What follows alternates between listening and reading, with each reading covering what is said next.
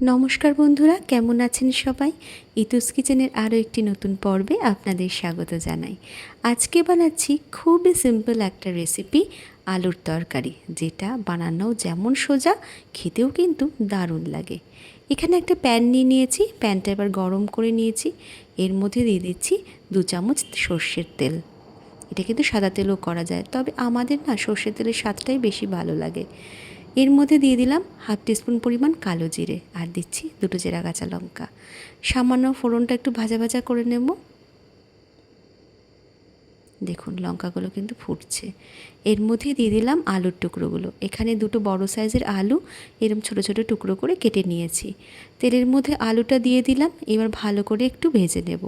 দিয়ে দিচ্ছি স্বাদ মতো লবণ, আর দিচ্ছি হাফ টিস্পুন পরিমাণ হলুদ। আর কিছু করণীয় নেই, এবার তেলের মধ্যে আলুটা একটু ভালো করে নাড়াচাড়া করে নেব। আলুটা একটু ভেজে নিলে কিন্তু তরকারির স্বাদটা বেশ ভালো লাগে। ভালো করে ভাজা ভাজা করে নিয়েছি। এবার দিয়ে দিচ্ছি জল। এখানে আমি গরম জল ইউজ করেছি। জলটা একটু বেশি পরিমাণ দেব, কারণ আলু কিন্তু সেদ্ধ হয়ে গেলে জলটা টেনে নেবে। সব কিছু ভালো করে একটু মিশিয়ে নিচ্ছি।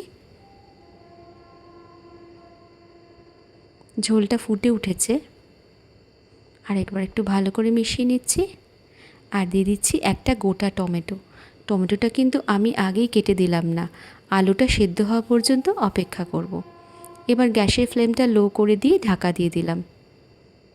5-7 মিনিট হয়ে গেছে, এবার ঢাকাটা তুলে নিচ্ছি। এর মধ্যে আলু সেদ্ধ হয়ে যাবে, দেখেই বোঝা যাচ্ছে আলু কিন্তু সেদ্ধ হয়ে গেছে। ভালো করে সব কিছু আবার একবার মিলিয়ে নিচ্ছি। আলু একদমই সেদ্ধ হয়ে গেছে। আর যে টমেটোটা আছে এইটাও কিন্তু এবার ভালো করে ঘেঁটে দেবো তরকারির মধ্যে, তাহলে বেশ টকটক স্বাদটা টমেটোর দারুণ লাগে খেতে। সব কিছু ভালো করে মিশিয়ে নিচ্ছি, আর ভালো করে একটু ফুটিয়ে নিচ্ছি। কয়েকটা আলুও একটু স্ম্যাশ করে দিচ্ছি, তাহলে গ্রেভিটা বেশ ঘন হয়। ব্যাস, আর করণীয় কিছু নেই, সবটাই হয়ে গেছে। ভালো করে একটু ফুটিয়ে নিচ্ছি। তৈরি হয়ে গেল আমার আজকের রেসিপি, খুব সিম্পল একটা আলুর তরকারি। রেসিপিটা কেমন হয়েছে আমায় কিন্তু অবশ্যই জানাবেন।